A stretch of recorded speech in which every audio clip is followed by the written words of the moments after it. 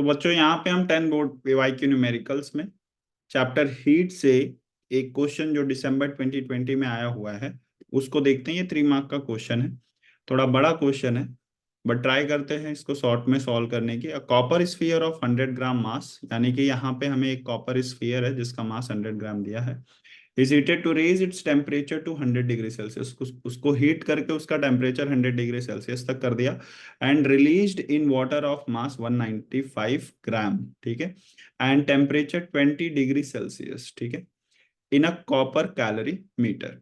तो if the mass of calorimeter is 50 gram, what will be the maximum temperature of water, ठीक है। तो यहाँ पे फाइनल टेम्परेचर कितना होगा ऐसा क्वेश्चन है वाटर का। तो सॉल्यूशन में हम पहले तो इसको लेट कर लेंगे कि हमारा जो टेम्परेचर, या let final temperature of sphere, water and calorimeter is T, okay, T degree Celsius. Now अगर हम इन्हें ऐसा कर लिया तो अब हम सबके लिए क्या करेंगे, लाइक फॉर स्फीयर उसका हम मास नोट कर लेंगे, है ना। स्फीयर का मास नोट कर लेंगे हम वाटर का मास नोट कर लेंगे, हम कैलोरीमीटर का भी मास नोट कर लेंगे, ठीक है। और इन सब का जो स्पेसिफिक हीट होता है, ठीक है, मास नोट कर लेंगे।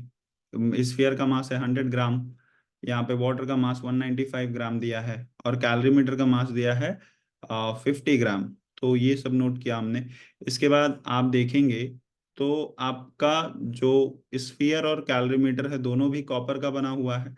तो यहाँ पे हम नोट करेंगे चेंज या स्पेसिफिक हीट, ऐसा हम नोट कर लेंगे स्पेसिफिक हीट। तो स्पेसिफिक हीट कितना हो जाएगा वो देख लेते हैं। तो यहाँ पे स्पेसिफिक हीट हमें मिलने वाला है स्फीयर का 0.1, क्योंकि वो कॉपर का बना हुआ है, तो 0.1 कैलोरी पर ग्राम पर डिग्री सेल्सियस। वाटर का 1 कैलोरी पर ग्राम पर degree Celsius, again calorimeter भी उसी का बना हुआ है, तो 0.1 कैलोरी पर ग्राम पर डिग्री सेल्सियस।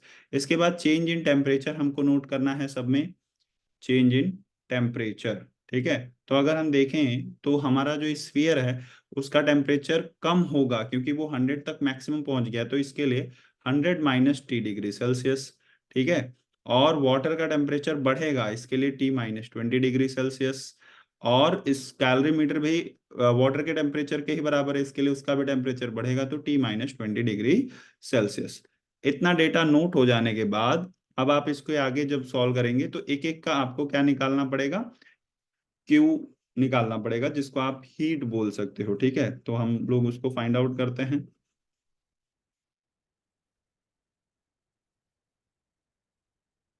सो यहाँ पे Q1 है ना, Q1 किसके लिए, या मैं सीधे डायरेक्टली लिखता हूँ स्फीयर के लिए।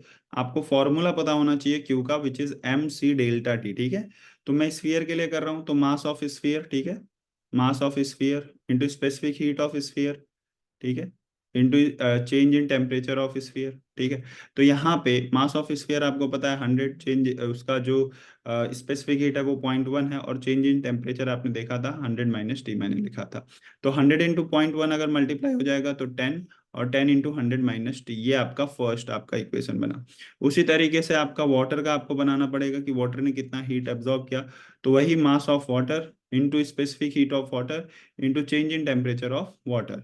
तो यहाँ पे अगर आप देखें तो मास ऑफ वाटर आपको दिया था 195, और स्पेसिफिक हीट ऑफ वाटर 1, और यहाँ पे चेंज इन टेम्परेचर देखेंगे तो T - 20। तो यहाँ से आपको मिल जाएगा जो स्पेसिफिक हीट ऑफ वाटर, मतलब हीट रिक्वायर्ड टू वाटर है, वो आपको मिल रहा है 195 इंटू 1, तो 195, यहाँ पे आपको 20 - T, ये आपका इक्वेशन नंबर 2 हो जाएगा। इसके बाद अगर आप देखें तो वाटर के बाद आता है कैलोरी मीटर, तो उसका भी mass of calorimeter into specific heat of calorimeter into change in temperature of calorimeter. तो यहाँ पे मास ऑफ कैलोरीमीटर है 50, उसका भी स्पेसिफिक हीट जो है 0.1 है, और into change in temperature T - 20, sorry 20 - T है। तो यहाँ पे 50 इंटू 0.1 करेंगे तो 5 हो जाएगा, और इंटू 20 - T, ठीक है। ये हो गया आपका इक्वेशन नंबर 3। अब इसके बाद आपका जो हीट एक्सचेंज का फॉर्मूला होता है उस बेसिस पे अगर आप जाएंगे तो यहाँ देखेंगे कि स्पेसिफिक हीट, कौन हीट गेन कर रहा है, कौन हीट लूज कर रहा है। तो जो आपका कॉपर का स्फीयर है जिसका टेम्परेचर 100 डिग्री सेल्सियस के आसपास था, वो हीट लूज कर रहा है, और जो आपका वाटर और कैलोरीमीटर है वो हीट गेन कर रहा है। तो यहाँ पे हम लिख सकते हैं according to the principle of heat exchange, according to principle of heat exchange, ठीक है, क्या लिख सकते हैं हम लोग, जितना हीट गिवन है ना, हीट हीट जितना गिवन है और जितना लिया गया है दैट विल बी इक्वल, यानी कि specific heat of sphere, sorry heat given by the sphere should equal to the heat gain by the water plus heat gain by the calorimeter. तो कितना heat given by the sphere था, वो था आपका 100 into 0.1 के थे तो 10, और यहाँ पे 100 माइनस टी था, राइट। और वाटर का कितना था आपका 195 इंटू 1 तो 195, और यहाँ पे टी माइनस 20 था, और कैलोरीमीटर का भी 50 इंटू 0.1 तो 5, और ब्रैकेट में टी माइनस 20 था। अब आप देख सकते हो 100 इंटू 10 इंटू 100 करेंगे तो ये 1000 हो जाएगा और माइनस 10 टी हो जाएगा। आप देखिए यहाँ पे टी माइनस ट्वेंटी कॉमन है तो 195 प्लस 5 ऐड हो सकता है, तो ये हो गया 200 टी माइनस 20। अब यहाँ पे अगर आप इसको मल्टीप्लाई भी कर देते हो तो ये हो जाएगा 200 टी माइनस 2, 2 जा 4 और 3 जीरो लग जाएंगे 4000। तो ये हो गया आपका 1000 माइनस 10 टी। नाउ अब ये माइनस 10 टी को इधर लाओ, माइनस 4000 को इधर ले जाओ, तो ये हो जाएगा आपका 1000 प्लस 4000, ठीक है, और इज इक्वल टू यहाँ पे 200 टी प्लस 10 टी आपने ऐसे किया, तो 1000 प्लस ये 4000 कितना हो जाएगा आपका 5000, और यहाँ पे आपका हो गया 210 टी।